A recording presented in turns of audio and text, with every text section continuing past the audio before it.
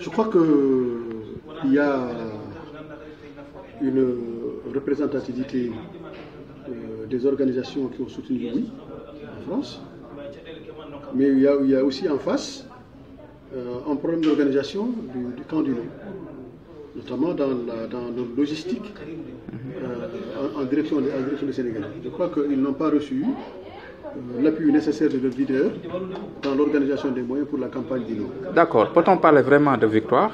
Parce que vu le jour du référendum, il y avait des manquements que l'opposition a indexés. Et surtout les moyens colossaux que le parti au pouvoir et ses alliés ont injectés dans ce référendum. Là, je vais amener une précision. C'est vrai que 47 000 Sénégalais sont inscrits sur la liste électorale et que moins de 3 000 ont voté sur Paris. Donc c'est un problème. À quel niveau? C'est un problème au niveau de l'information, de la logistique de l'organisation de la campagne, mais surtout de la compréhension des raisons pour lesquelles les Sénégalais ne sont pas venus voter. Ça, c'est le premier élément. Et comment vous l'expliquez en tant que sociologue? En tant que sociologue, je crois que il y a eu énormément d'attentes au sein de la diaspora avec l'élection de Macky Sall, notamment aussi au sein de certaines communautés qui avaient espéré, avec l'élection de Macky Sall, pouvoir se retrouver dans une démarche d'équité au niveau du respect de la diversité culturelle et linguistique au niveau du Sénégal. D'accord. Donc cette attente-là n'a pas été satisfaite par Macky. Au contraire, toute la politique publique de communication de Macky Sall est monoculturelle, ce que beaucoup de gens n'ont pas apprécié. Alors que les gens ont voté pour Macky pour qu'il rectifie ça. Il ne l'a pas fait, donc ils sont restés chez eux. D'accord. Qu'est-ce que vous appelez monoculturel? C'est-à-dire que communautarisme, ethnicisme. Toute la communication politique au Sénégal est français-wolof. Mais la majorité de la diaspora sénégalaise ne parle pas wolof. Ils ne comprennent pas wolof. Et vous souhaiteriez qu'il s'exprime en quelle langue? Écoute, Macky Sall comprend au moins 3 langues. Il ne parle couramment. Au moins qu'ils mettent en place un mécanisme, si lui ne parle pas cette langue, que la radio et la télévision servent à transmettre dans les langues nationales le discours politique de Macky Sall pour que tout le monde comprenne. Il se retrouve même à équidistance d'égalité. Ce que beaucoup de gens attendaient de lui, en croyant que venu, il allait rectifier ça, il s'était engagé. C'est un de ses engagements cardinaux auprès de la diaspora. Il ne l'a pas respecté, la diaspora l'a tenu. Ça, c'est le premier élément. Le deuxième élément, c'est aussi lié aux problèmes internes de l'APR, qui ne me regardent pas, mais qui sont liés aussi à ça, par rapport à une certaine démobilisation. Vous avez fait allusion tout à l'heure au moyen colossaux que le parti de Macky Sall a reçu et les membres de la coalition. On n'a rien reçu. Vous, votre parti n'a rien reçu? Nous, en tant que parti de la coalition, et je ne suis pas le seul, le PS, l'AFP, l'ALD, le PIT, Kizal, voilà les partis politiques qui étaient autour de l'APR. On nous a caché que le président de la République a envoyé de l'argent. On a été au courant dimanche matin que le président a envoyé 53 000 euros. Je faisais partie de la commission des finances. Je n'ai jamais été convié à une réunion de la commission des finances pour parler de cette somme d'argent qui a été envoyée par le président. Donc peut-on parler de victoire? Parce qu'il y a des actes anti-électoraux qui... Il y a des soucis importants. Maintenant, juridiquement, on peut parler de victoire, mais politiquement, ce n'est pas évident. D'accord. Sur le plan du droit, on peut parler de victoire parce qu'il y a une majorité qui s'est exprimée pour lui, mais en termes de résonance politique, ça pose problème. D'accord. Ça pose un certain nombre de problèmes sur lesquels il faut travailler. D'ailleurs, ce que j'ai indiqué dans l'article que j'ai écrit, en disant que le camp du oui et le président de la République doivent apprécier les résultats avec modestie, compte tenu que 60% de la population sénégalaise n'a pas voté, et qu'aujourd'hui, ça pose problème, ça pose un certain nombre de problèmes de comprendre pourquoi ces Sénégalais n'ont pas voté. Et votre parti Kissal est dans l'alliance toujours? Mon parti, jusqu'à preuve du contraire, dans la mesure où le Conseil national du parti n'a pas statué définitivement sur la sortie ou sur le reste de Kissal, nous sommes officiellement à l'APR. D'ailleurs, on a une position très inconfortable parce que nous sommes un parti qui dit ce qu'il pense. Nous n'arrêtons pas de dire ce qu'ils pensent. Et c'est pour cela qu'on a des difficultés avec la paix, même jusqu'au plus haut niveau de l'État. On a des difficultés parce qu'on aurait bien voulu qu'on fasse comme tous les autres, qu'on se taise. Et nous, c'est pas. D'accord. Gomis nuyu naa la. yow yaay présidente MISAC gis nañ ne campagne bi ñu demaloon ngir référendum bi ce mouvement doon battre campagne bu baax pour non bi gagné ma rappelé ne MISAC moo nekk mouvement bi nga xam ne day xeex pour Karim Wade ñu libéré ko lu waral ngeen amoon taxawaay boobu. waaw xaali jërëjëf boo ma laajee loolu dinaa si sawar li tax MISAC waaw c'est vraiment maay présidente MISAC mouvement international de soutien à l'action de Karim tey boo ma woo laajee ci loolu ci turu mouvement wu MISAC dinaa si sawar pour tontu la ci ndaxte mouvement MISAC dañ ko def pour lutter pour la démocratie léegi te ñun dañu gis ne li tax ñu impliqué wu ci affaire bi moo di Macky Sall day woote démocratie mais loolu muy woote démocratie nekkul ci moom ndaxte bu jëlee Karim Wade ne ko ràtt tëj ci kaso bi di ko laaj am yoo xam te ne dañ ko jiiñ ñu di ko càmbar ñoom ci seen bopp ñu defar CREI di ko càmbar gisuñu ci moom dara ba groupe du travail ne leen bàyyi leen kii ndax gisu leen ci moom dara mu ŋànk rek bañ ko bàyyi kon foofu man defe naa ni démocratie amatu fa léegi lu fa am adversité moo fa am ndax dafa ragal Karim Wade loolu kese moo tax mu tëj ko mais tëjëw ko ci dara kon man bu ma waxee ne dafa am démocratie lay xeex moom àndul ak démocratie ndax li muy def dara àndu ceeg démocratie ndax li tax dara àndu ceeg démocratie moo di Macky Sall kenn amatul droit liberté d'expression amatul Sénégal kenn amatul droit wax que ça soit les journalistes que ça soit les élèves que ça soit même nit njaay kese buy dox nga xam ne yoonam newu ci amuloo droit wax loo xamante ne contre Macky Sall boo ko defee mu won la ko tout de suite kon Macky Sall moom il n'est pas démocrate donc ñun suñu mouvement bi nag dañuy xeex pour la démocratie et la liberté waaw liberté d'expression liberté d'écrit parce que loolu bu génn na ci dëkk ba te loolu bu amatul ci dëkk loolu dara amatu fa loolu xam nga lan moo fa am kon dictature moo fa am te Macky Sall nag mu ngi ñuy woon waxu yëfu dictature lay def moo tax nag ñun mouvement MISAC ñu taxaw tem di xeex pour sunu candidat génn ci prison bi ndaxte démocratie amatul Sénégal. d'accord donc référendum bi yéen dafa am benn kàddu boo leen bëggoon jàllale.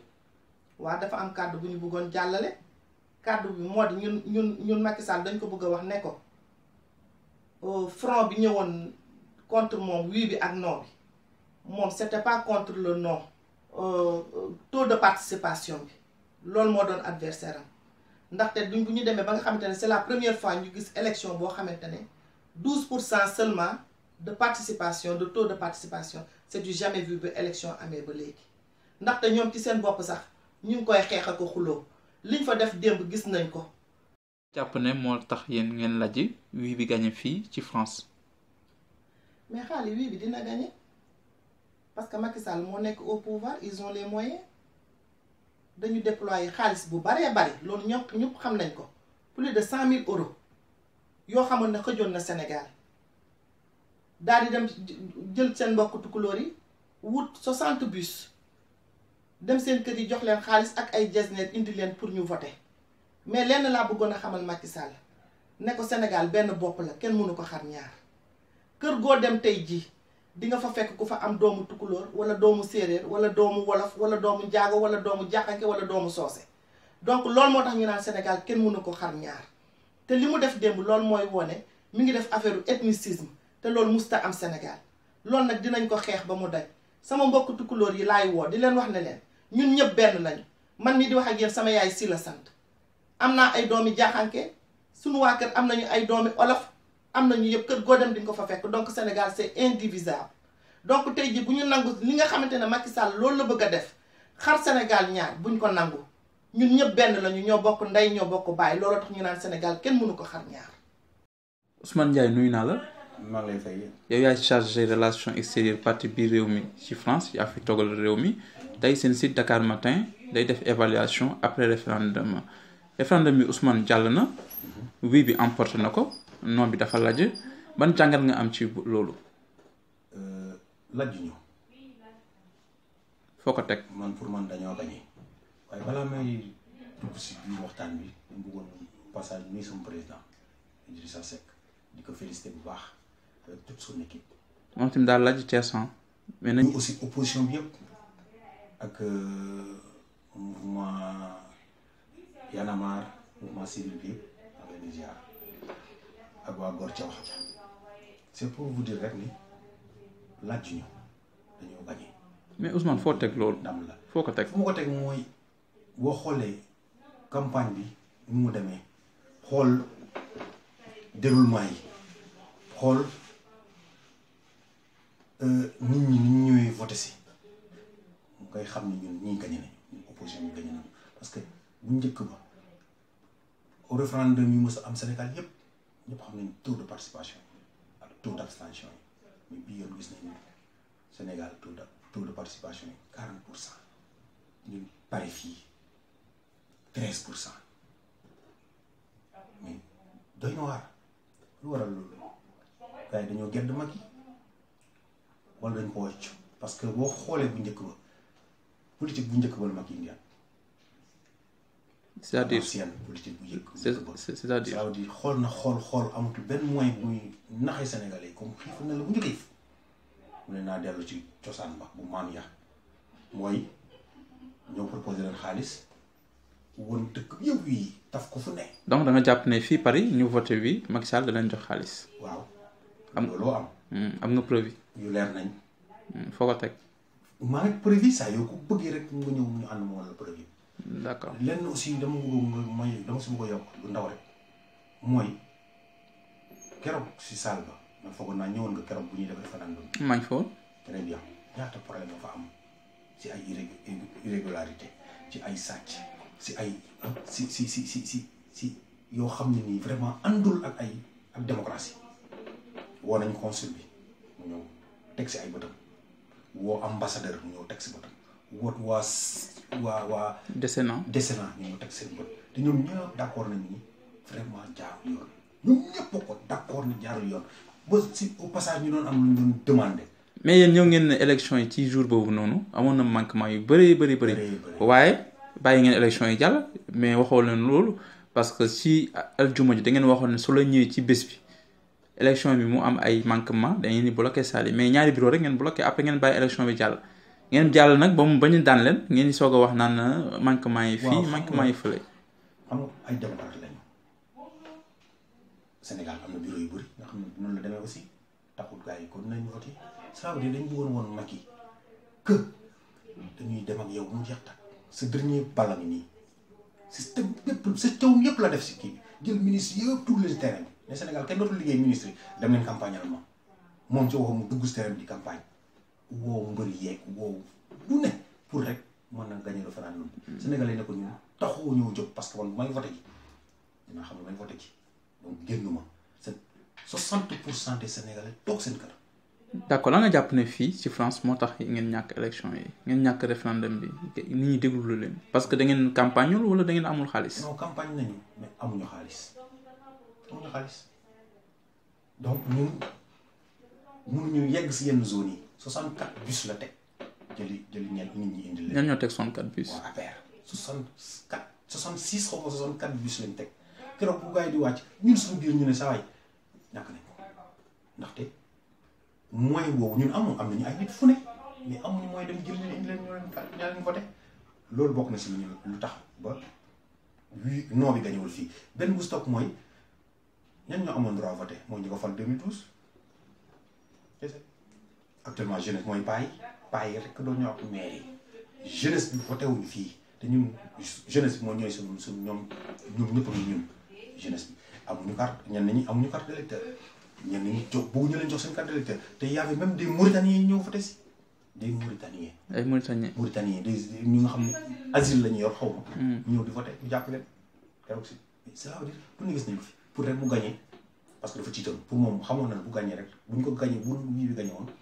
mooy il faut que démission am. d'accord ginnaaw référendum bi jàll na wii bi jàll na aussi am na benn point ci fukki poñ ak juróom yi Macky Sall.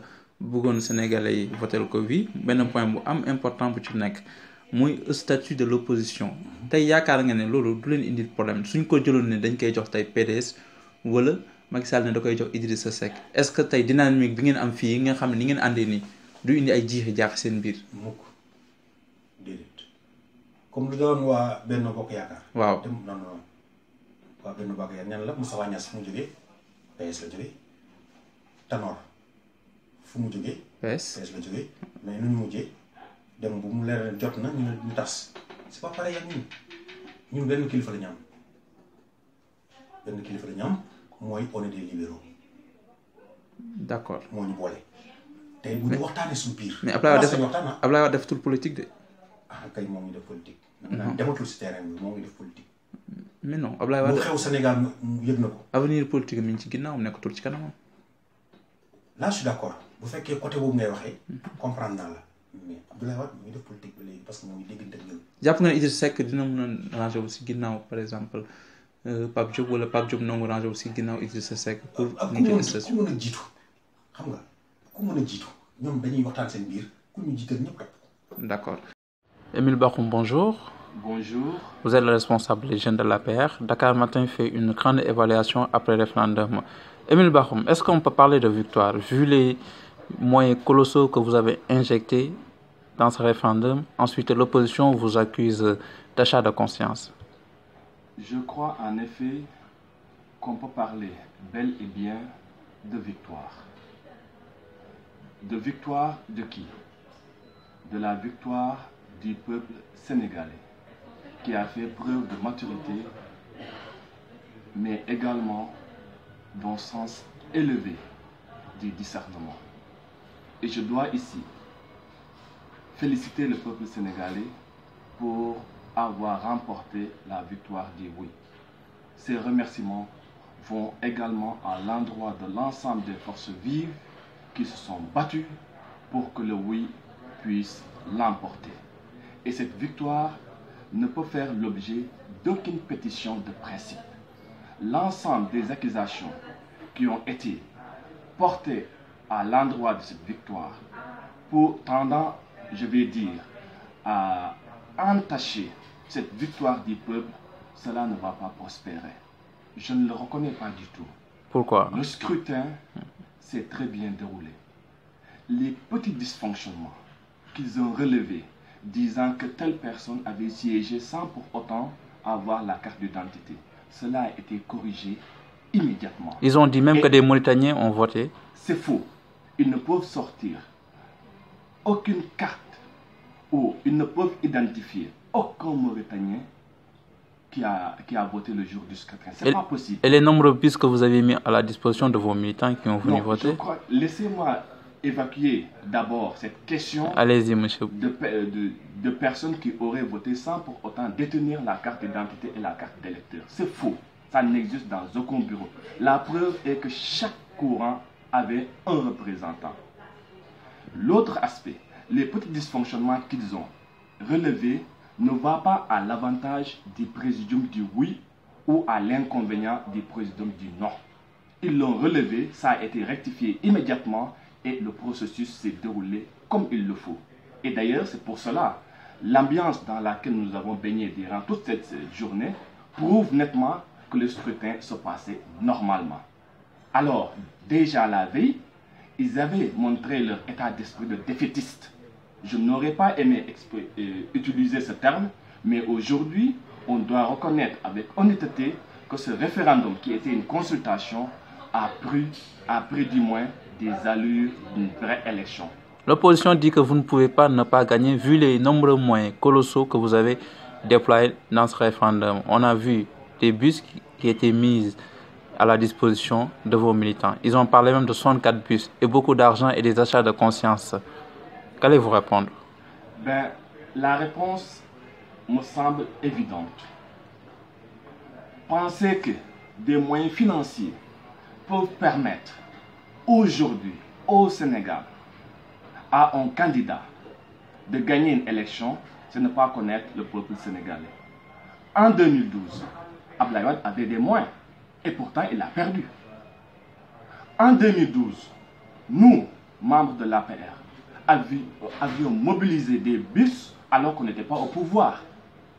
Aujourd'hui, on crie haut et fort pour entacher cette belle victoire du peuple, que c'est grâce à des moyens... Qu'est-ce qui vous a permis de gagner ici en France, si vous devez faire une analyse? Ce qu'il faut dire en réalité, c'est que depuis l'installation de l'APR, nous travaillons d'arrache-pied pour massifier le parti. Et je peux vous dire aujourd'hui que l'ensemble de nos militants n'ont pas voté. Tout laisse croire que une des raisons qui nous ont fait gagner, du moins, est que en face de nous, nous n'avons pas d'adversaires. Ils ont une existence médiatique. Je les ai vus accuser la presse d'avoir pris un parti pris, mais ils doivent quand même reconnaître que si aujourd'hui on parle d'eux, c'est grâce aux médias. Mais sur le terrain, ils n'ont aucune existence. Et c'est ça la vérité. Ils ont reconnu qu'ils n'avaient pas d'argent, contrairement à vous où l'argent coulait à flot. Une fois de plus, ce n'est pas l'argent qui fait gagner une élection. Parce que je parle d'élection au regard de la situation à laquelle nous étions confrontés, au regard de la désinformation chronique dont a fait preuve le courant dit non. Aujourd'hui, ils doivent quand même accepter cette victoire et l'essentiel n'est pas, je crois, à la victoire ou à une défaite. L'essentiel aujourd'hui, c'est que le peuple sénégalais a dit oui aux réformes consolidantes. Aujourd'hui, il faudrait comprendre le message du peuple. Travaillons d'arrache-pied à mettre en œuvre de façon efficace et efficiente les réformes consolidantes que le président Macky Sall nous a soumis le 20 mars dernier. Moi, je trouve que ce sont des accusations qui sont sans fondement et c'est triste de le dire parce qu'avant d'accuser quelqu'un, l'honnêteté ou la justice voudrait d'abord qu'on ait les preuves de nos affirmations. Il y a la section des amandiers même qui a brandi un communiqué. Non, je crois que aujourd'hui, s'il y a un problème à exprimer, l'APR de France dispose d'instances viables qui nous permettent de nous exprimer librement.